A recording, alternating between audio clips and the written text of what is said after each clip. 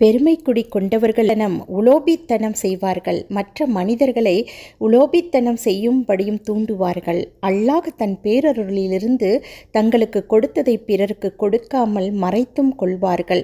இன்னும் நன்றி செய்யாத நிராகரிப்போருக்கு இழிவுபடுத்தும் வேதனையையே நாம் தயார் செய்து வைத்திருக்கின்றோம். இன்னும் அத்தகைய பெருமைக்குடி கொண்டவர்கள் பெருமையை நாடி மனிதர்களுக்கு காண்பிப்பதற்காக தங்கள் செல்வங்களை செலவு செய்வார்கள்.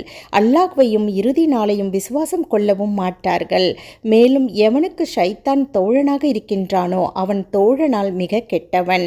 மேலும் அவர்கள் அல்லாஹ்வையும் இறுதி நாளையும் விசுவாசம் கொண்டு அல்லாஹ் அவர்கள் கழித்தவற்றிலிருந்து தர்மமாக செலவு செய்து வந்தால் அதனால் அவர்களுக்கு என்னதான் நஷ்டம் ஏற்பட்டுவிடப் போகிறது.